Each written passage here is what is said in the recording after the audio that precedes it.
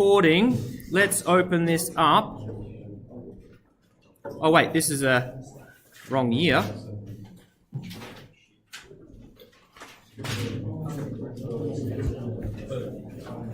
All right. Over the page, please. We need booklet.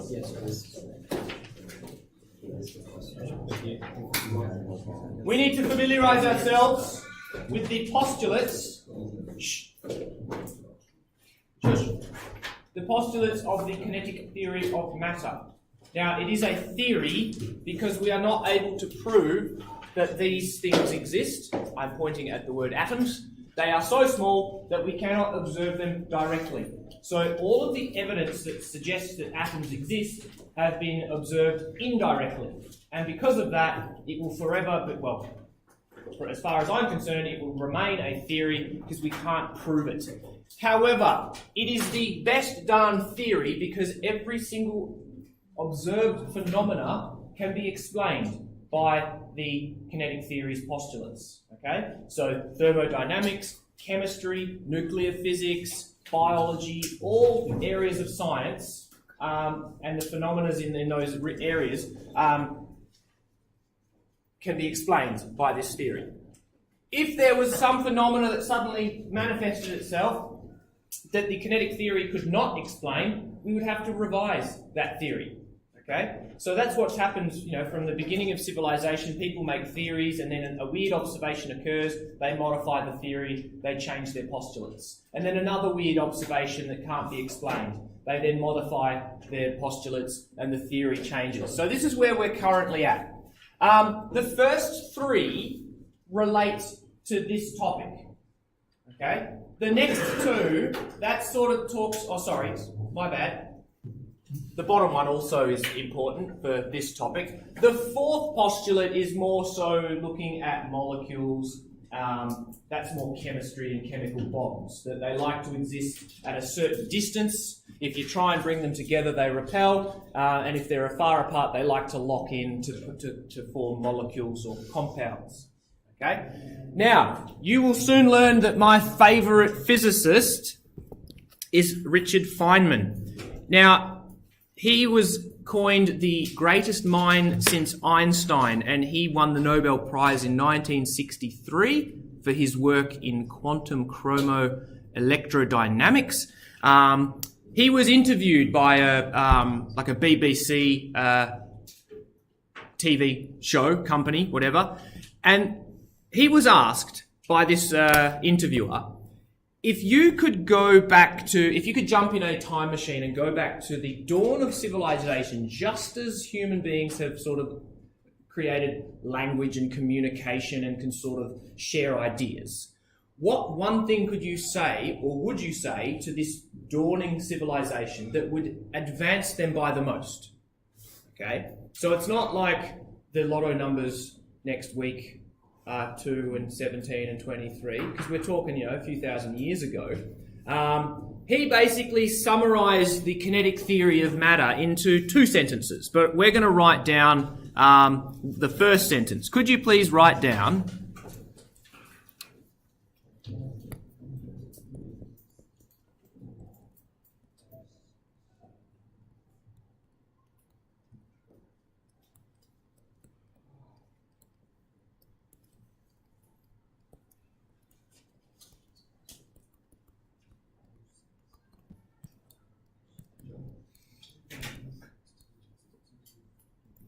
All right?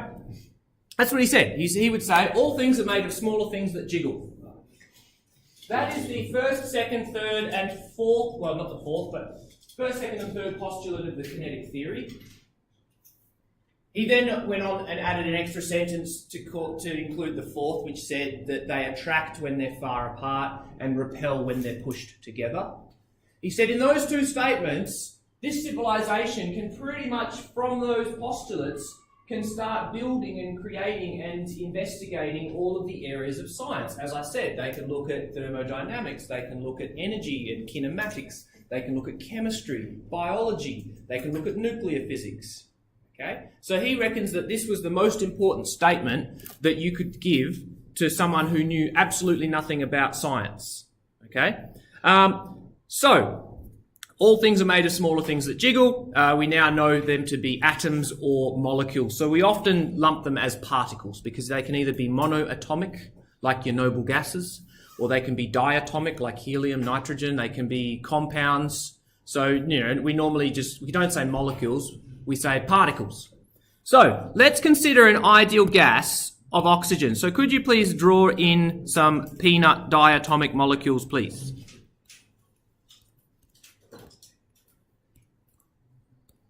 Okay. And we are going to draw in some arrows that show random chaotic motion. Okay. And did I have it? Oh, the equation's on the next page. Okay. And you may have seen the applet. I'm probably not going to load it up. Hang on, where are my links? No, I don't have the link there. You may have seen the PHET applet that shows these little molecules bouncing around, doing backflips and triple somersaults and then smacking into another molecule. Sometimes they travel really fast, other times they're travelling slow. Zachary Cheng. Yes. Yeah. Can you see the board? Do I need to move these?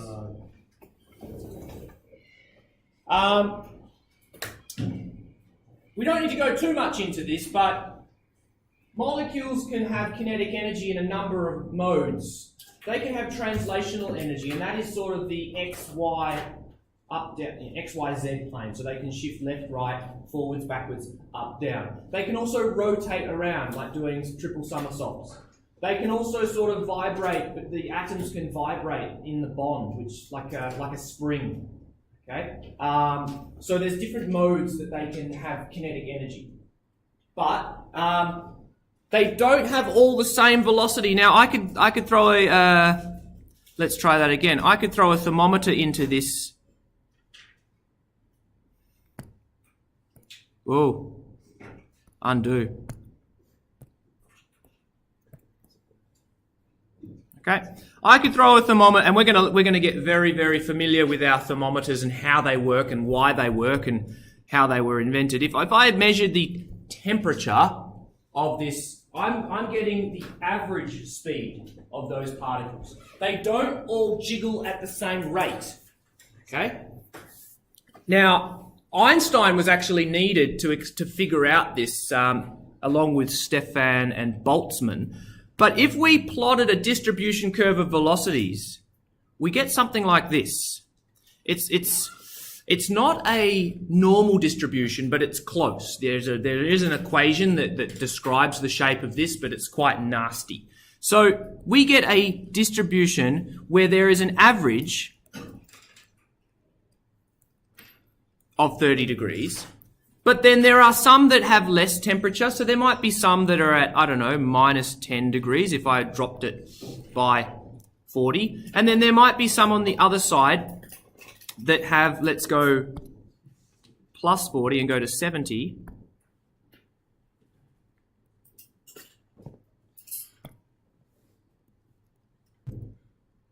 And then obviously, like a distribution curve, the further you get from the mean, the less frequent the number of particles. Okay? And so that would be my little curve here, would be for t equals 30 degrees. We need to appreciate that they're not all jiggling at the same rate, that is just the mean amount of jiggle. If I was to, on the same curve, plot something that was at 50 degrees, we're going to shift this over. Oh, hang on. Try that. Okay, maybe this is 90. Because where I plotted that curve, well, that's not very good, but you get the idea.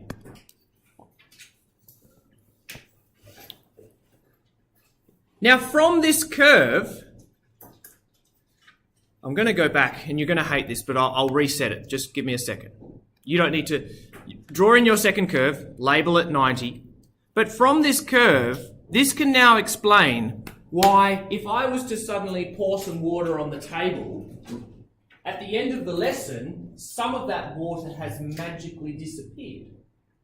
Even though if I measured the temperature of that puddle of water, it might have stayed at 30 degrees.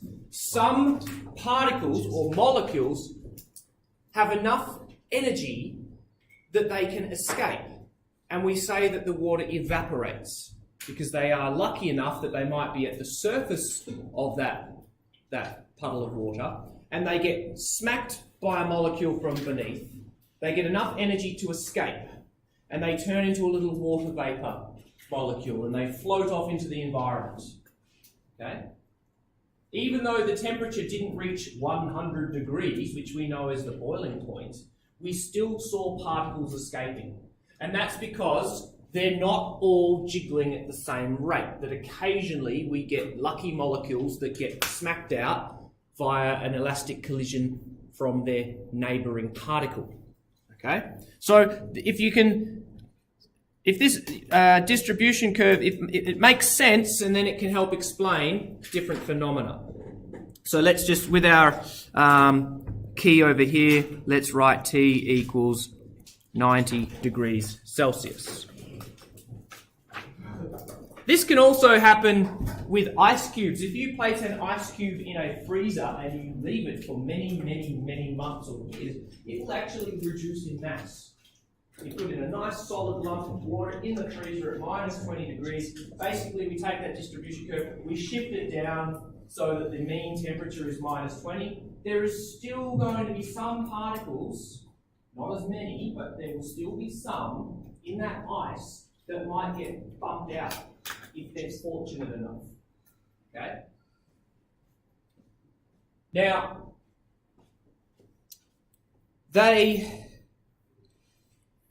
the thing about thermal yes, Scott. What about when you micro coals or something in the freezer section? You see that when you what, sorry? If you go to coals or something in the freezer section, you see the ice cream containers all the ice. Yep. Well, that's because there's a certain amount of water vapour in the air right now, and we measure that as humidity.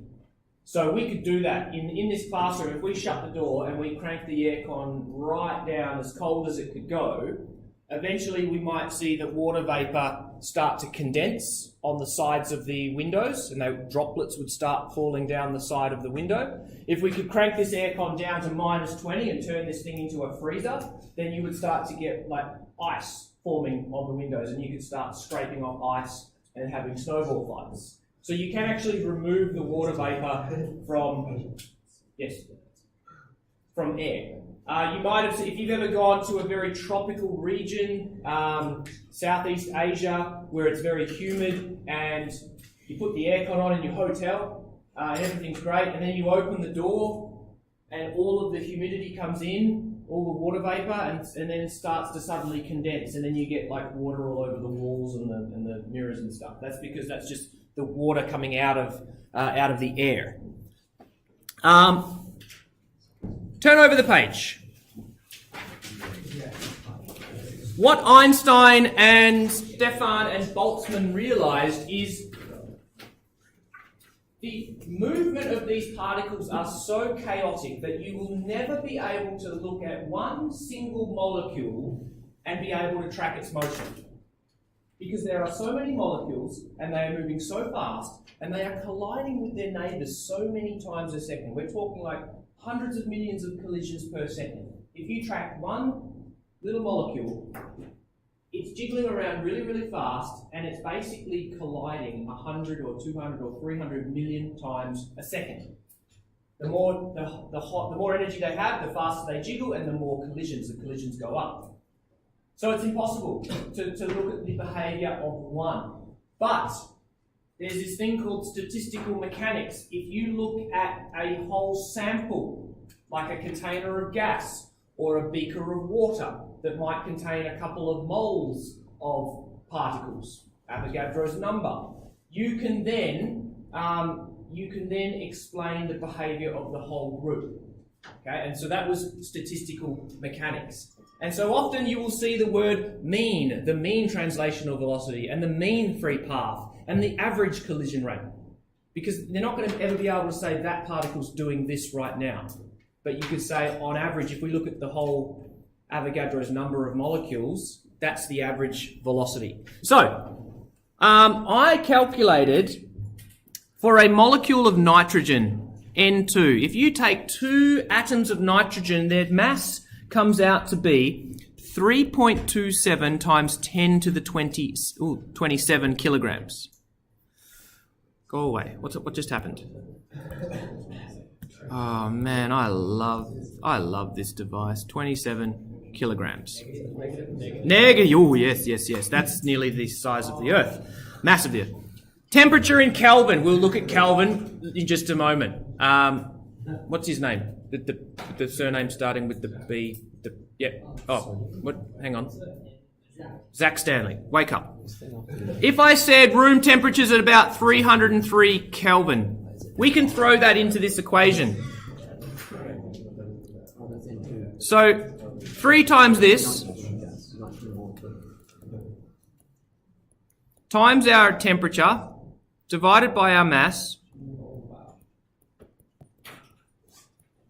This will give the average speed of a nitrogen molecule that might be in this classroom right now, which is at about 273, that's 30 degrees. So on a hot day, it's jiggling at around about... Oh wait, that wasn't nitrogen. I think that was this might be something else. 1,097 meters per second. So please just appreciate that particles are moving really, really fast. And they're smacking into your face right now. But because they are so light, you're not being beaten into a pulp by these things. If that was a bullet traveling, it would probably go through your head and out the other end. But if you've got 10 to the negative 27 kilograms, we're not even going to be able to detect it. Okay? As well, the mean free path is the distance that the particle can travel before another collision. It's not very far. So don't think that these nitrogen molecules in this classroom are travelling to the back of the classroom and back 100 times in a second, which would be 10 metres per lap. They're not travelling very far, but they're jiggling backwards and forwards and around about 100 to 200 billion collisions every second. Now, here is a term that you need to be able to define. And any time that a question requires the term temperature, you need to state temperature is a measure of the mean translational velocity of particles in a substance. There will be a mark awarded for that statement.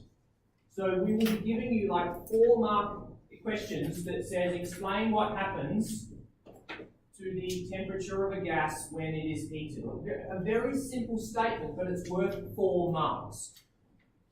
I'll give you heaps of practice questions to get good at writing out explanation questions.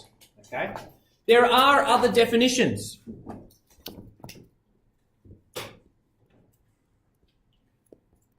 A measure of hotness or coldness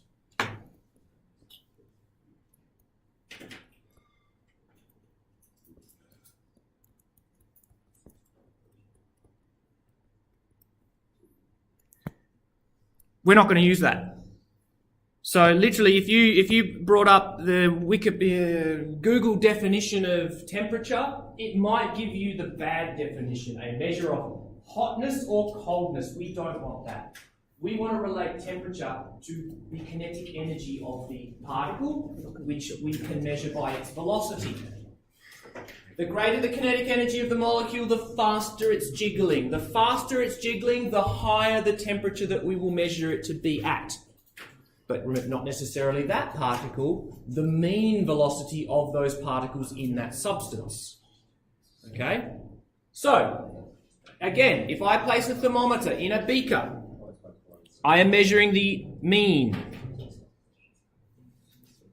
Where was... Okay. Next.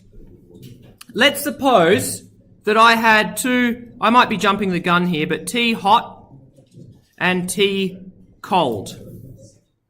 2 beakers, hot water and cold water. Okay? And I poured one into the other. Well, looking at that diagram, you'd probably say there's not enough room, but let's just ignore that. Okay? I might be jumping the gun putting this diagram here, but could we please write that we've got our T cold down the bottom?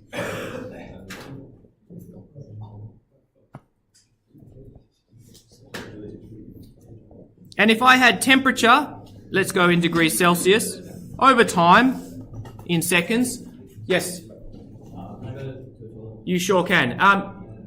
Guys, I can hear lots of people mumbling. Can we just not do that? That'd be good. Okay.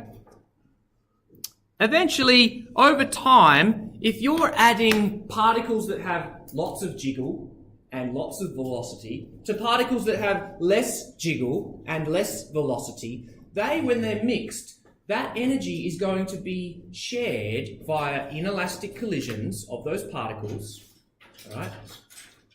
And eventually it will be shared evenly, such that they meet somewhere in the middle. So you would find this really interesting mathematical curve, which I've drawn too high. Hang on, let me try again. Zach Stanley, write this down. I'm not just doing this for my own fun. Okay. Okay.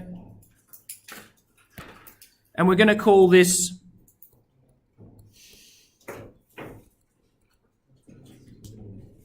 equilibrium temperature. Okay? And that is the temperature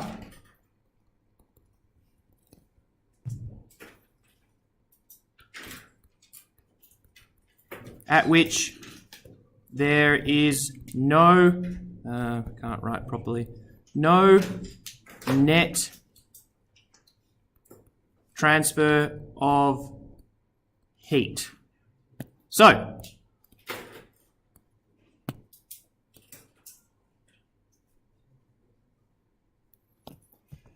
I would expect that you can define temperature and equilibrium temperature, which is the temperature at which there is no net transfer of heat. We need to say the word net transfer because that sort of looks at the entire substance. Remember that a billion times a second or 100 million times a second, a water molecule might collide and gain energy and then lose it, and then gain it and then lose it. So there's going to be millions and millions of little micro transactions. But there's no net transfer. If I watch the entire sample, we're not seeing any energy leave the system or enter the system. Okay? Now I've added the word heat. Oh, hello. What's that doing? So let's go to the next term. In fact, if we added up all of the potential energies and all of the kinetic energies of all of the particles in a substance, we get this term called the internal energy of the substance. Internal energy.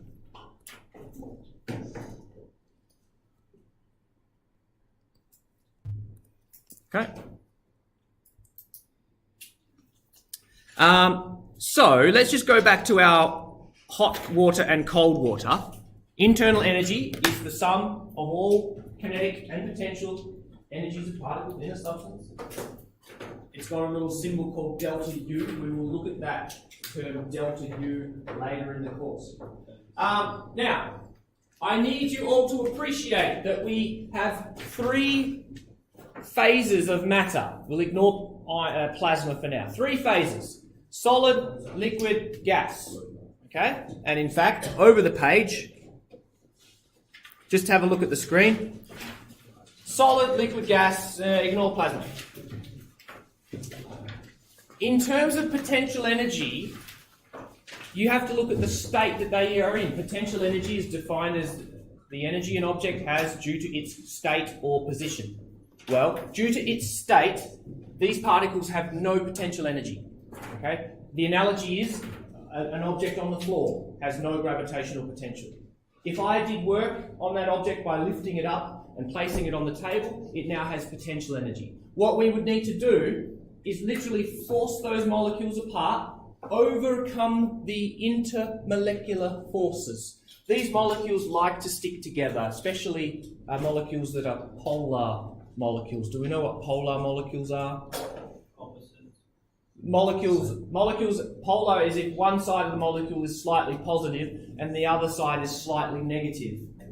And then they will clip in, positive to negative, clip, clip, clip, clip, clip, like little magnets, they all clip together. Okay? So if they're all sitting there happy, they have very little potential energy. But they are still jiggling. We need to appreciate that even ice cubes in the freezer, those particles are still oscillating backwards and forwards. It's just a little bit less. Okay? Then we heat them up. The kinetic energy starts to increase. The temperature increases. Eventually we get to a point where you've got enough kinetic energy that you can basically break free slightly, and now you can start sliding over each other. You've got this extra degree of freedom. And so that is just explaining the concept of melting. Now you are a liquid. Okay? And so now you're at a hotter temperature. Let's heat our liquid up hotter, hotter, hotter. Eventually, you can break free. Okay? You've got so much kinetic energy that you can literally move yourself far apart from your neighbouring molecules. And now, that's just defined boiling. We're at the point where our matter can turn into a gas. The analogy would be taking that ball and rolling it up a ramp to another higher level. It's got more potential energy because it's higher off the ground. And so that's now just described our gases. Okay? So now they have that potential energy. Now I described a process where I put energy in and we went left to right. We can just as well go backwards, but that potential and kinetic energy has to go somewhere. And so often we'll talk later in the course about steam being dangerous because it can burn flesh. All right? Steam has all of this energy. It's got potential energy, it's got kinetic energy, and if it wants to condense into a liquid, then that energy has to go somewhere. Okay? If I was better prepared, I would have brought in 2 strong magnets. Right? Here I have 2 strong magnets, and I'm going to pull them apart. If I pull apart the strong magnets, I have to apply a force over a distance. I have to do work. Now I have 2 magnets that are far apart. They're jiggling at the same speed, so they might be at the same temperature, but due to their state or position, they have potential energy. Yeah? Now that's the analogy of the gas. If they want to condense, if I want to bring these 2 magnets back, that energy has to be released. And now my hands hurt. And you heard the sound, and my hands are now hot. So that's what I want you to visualize. If we have examples of gas condensing into a liquid, or liquid solidifying into a solid, that energy needs to go somewhere. Okay? It's conservation of energy. It needs to be transferred out. A few years ago, Game of Thrones was all the rage. There was a scene where they poured molten gold into somebody's mouth and face. They killed him. Very expensive way to kill someone. Does anyone remember that episode? Yeah. Apparently that was a way of killing people. I think they probably would have used lead, which is a lot cheaper.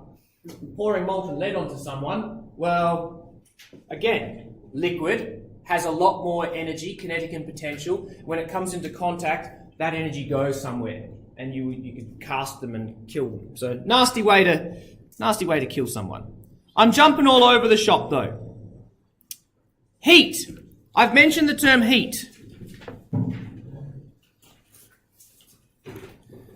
We will go back. I know I skipped a couple of diagrams.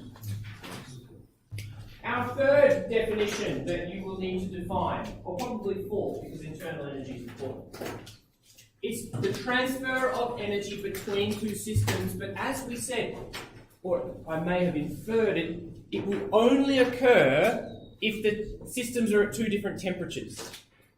So I'm starting to use these key words in my vocab. If they are at thermal equilibrium, heat will not be transferred.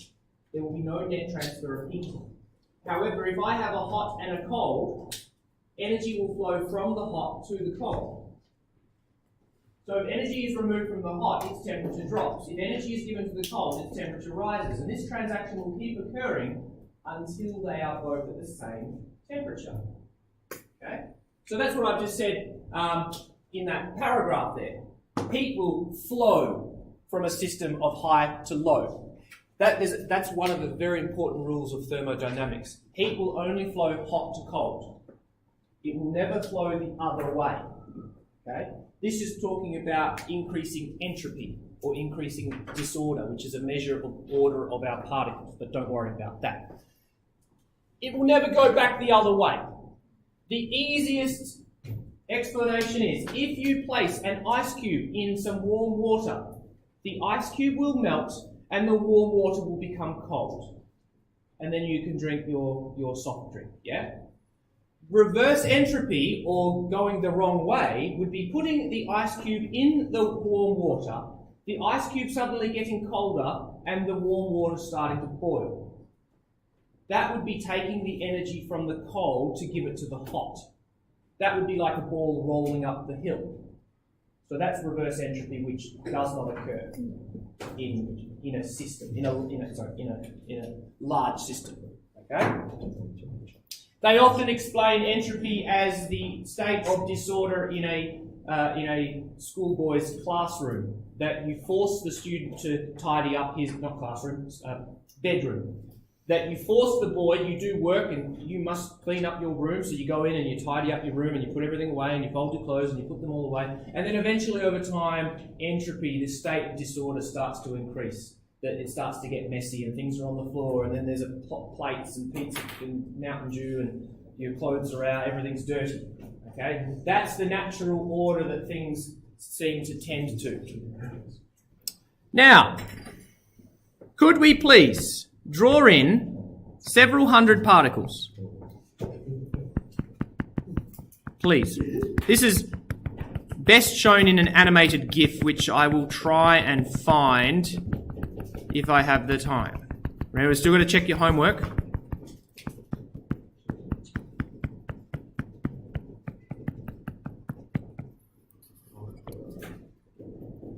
Now, it says two systems. Well, this could be a metal bar that is being heated on one side such that it is at a temperature of 70 degrees. And the other side is cold.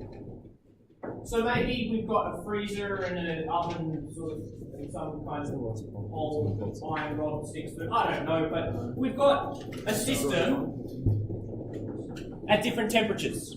All right. Yep. Well done. Thanks, Hugo. That's great. High temperature, I want you to think higher kinetic energy. Over here, low temperature, lower kinetic energy. Now we need to visualize this. This is a static image. So I want you to imagine that all of these particles over here are jiggling around with lots of motion. So put in all your jiggle lines. You remember drawing comics when you were a young kid, and if you wanted to demonstrate motion, you'd put in lots of jiggles, lots of curved lines to represent movement. I don't know. I'm trying my best. So imagine those guys are just bouncing around like crazy. Not enough to overcome the interatomic forces. They're not going to melt. They're just jiggling at a faster rate than the other side of the bar. Now let's put in a little bit of jiggle on the other side. So, just a couple of lines, a little bit of molecular or atomic movement here. Just a little, not too much. Over time, through inelastic collisions, that was one of the postulates of the kinetic theory. That will help explain this concept of thermal conduction. Through inelastic collisions, kinetic energy will be transferred. And what we see is that this heat, which is the transfer of energy through a system, we'll go from the high temperature region to the low temperature. We would see a net transfer of kinetic energy in this example. What I want you to write is Q that way. In thermal physics, even though we know that it is energy, yes? No worries. I think, how long have we got? 5 minutes? Yep. All right, no worries. In this topic, Q stands for heat, and it's measured in joules. So just up here, Q equals heat, measured in joules. And again, if we plotted the temperatures over time, we get those really lovely exponential curves, one decaying and one growing, in inverse decay, and they would then finally meet at an equilibrium temperature. Okay? All right, let's go back to this. Let's go back to the concept of internal energy. Now, this was a question that was put in a test a few years ago. You really need to know more about how much kinetic energy each molecule has. So it's a bit of a nasty question. But what you have is the cup of coffee versus the bathtub. The bathtub has around 5,000 times more volume, 5,000 times more particles in it. So even though they both have the same potential energy, right? They are both liquids.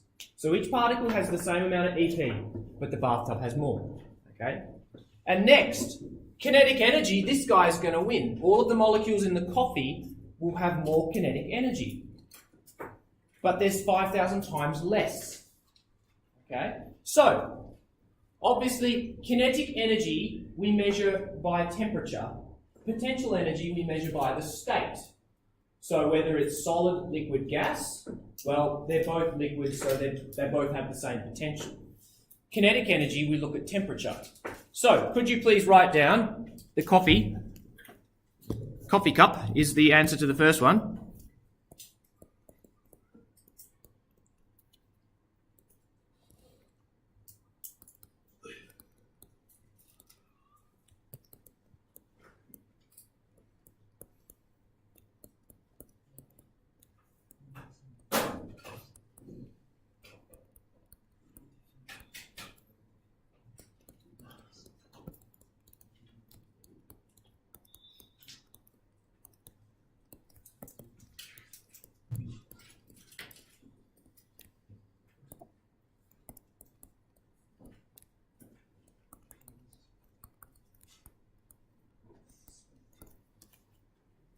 Okay.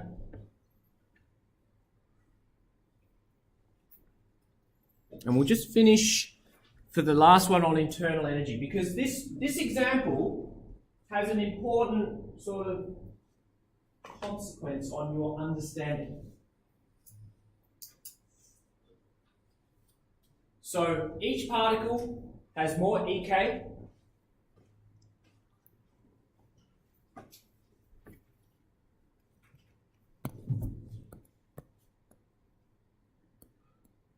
The bathtub has approximately, I'm just going to go with 5,000 times more particles.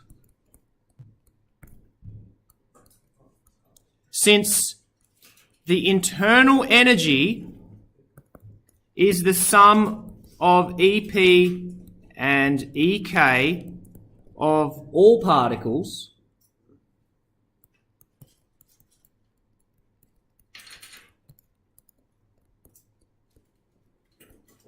the bathtub.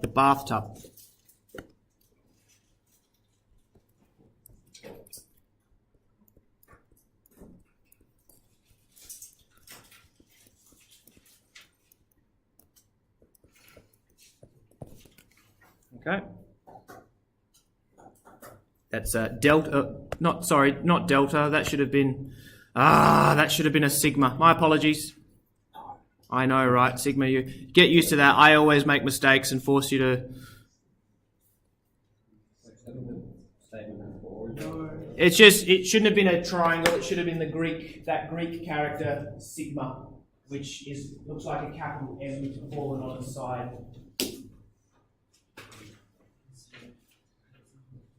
Maybe it is delta U. Yeah, it's delta. It is delta U. Sorry, it is. Sorry. It is delta U. Yeah, it's on the other page. Sorry, since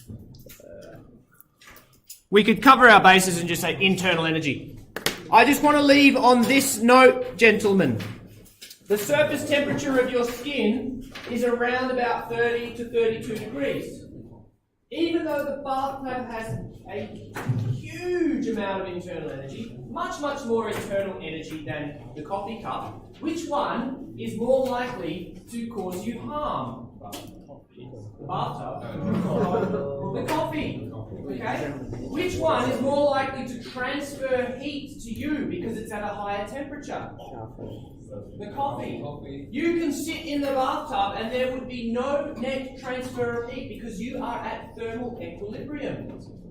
Even though there is more energy in the bathtub, none will flow to you.